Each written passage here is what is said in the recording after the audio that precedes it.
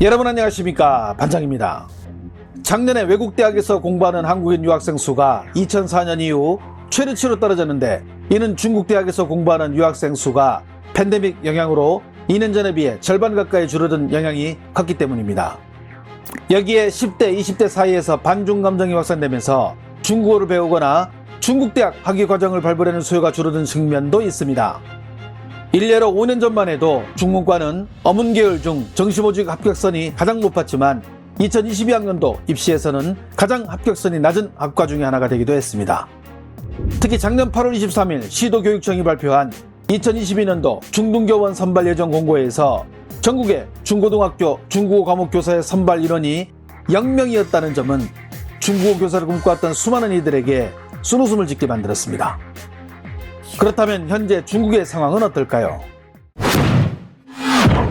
중국 교육부가 지난 11월 17일 발표한 수치에 따르면 현재 국내에서 유학 중인 중국 유학생의 수는 이미 6만 명을 돌파한 것으로 소개되고 있습니다. 이는 우리나라 교육부가 작년 8월 발표한 수치와 비슷합니다. 이를 종합해보자면 팬데믹으로 국내 중국 유학생의 수가 감소할 것이라는 예상과는 달리 그 수치에는 큰 변화가 없다는 것을 알 수 있었습니다. 여기에 최근 중국에서는 오히려 한국 유학을 장려하는 각종 뉴스들과 영상들이 끊임없이 나오고 있는데, 중국이 이렇게까지 한국 유학을 장려하는 이유는 무엇 때문일까요? 지난 11월 7일 중국의 소우닷컴은 한국 유학의 길을 선택하는 수가 지속적으로 증가하고 있는데 한국 유학의 장점은 어디에 있는가라는 뉴스를 내보내기도 했습니다.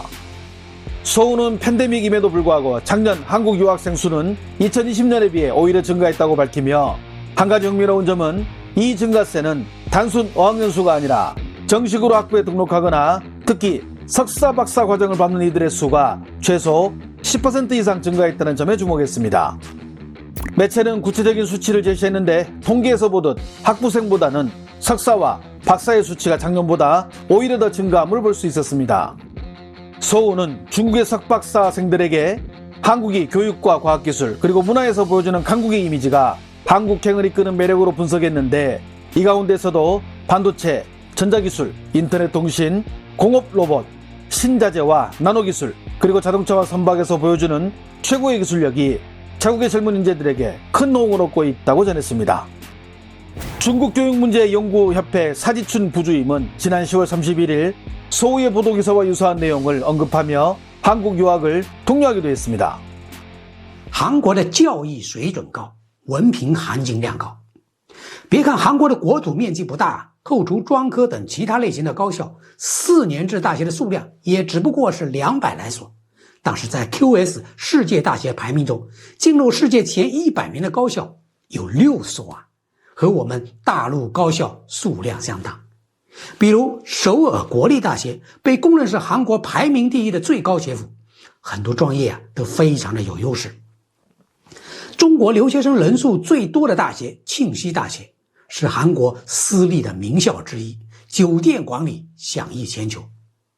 综合来说呢，韩国高校的师资不少是来自世界顶尖名校的教授，像计算机、半导体、经济学、商学科等，那都是非常厉害的。 여기에 생각보다 높지 않은 문턱, 좋은 가성비, 중국과의 가까운 거리, 그리고 양질의 교육 등을 받을 수 있다는 이점으로 최근 중국에서는 자국의 수능을 치르지 않고 고등학교를 졸업하고 바로 한국 대학으로 유학을 결정하는 이들이 점점 증가하고 있다고 중국 언론들은 전하고 있는데요.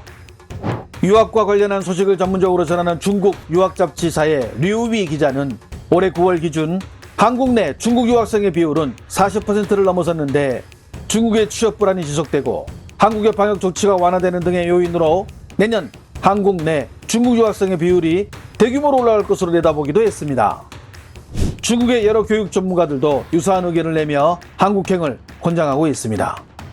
现在挑战者来了，那就是韩国。为什么选择韩国？只要接受过12年教育，有结业证，通过韩语考试就能申请韩国大学。第二，不仅费用便宜，还有奖学金拿，学费加生活费10万上下，留学生还拿到30%或更多的学费减免。这个预算，发达国家里没有竞争对手。其实韩国大学水平一流，2023年 QS 前100，韩国有6所大学入围，超过传统学术大国日本、德国和法国，跟咱们中国大陆持平。我们发现现追星剧的孩子学韩语学得特别快，有动力啊才有实力。还有就是韩国社会安全，都是儒家文化圈，习俗接近，离家又近，上海出发去首尔比成都还近。我们眼看着韩国留学人数这2年猛涨。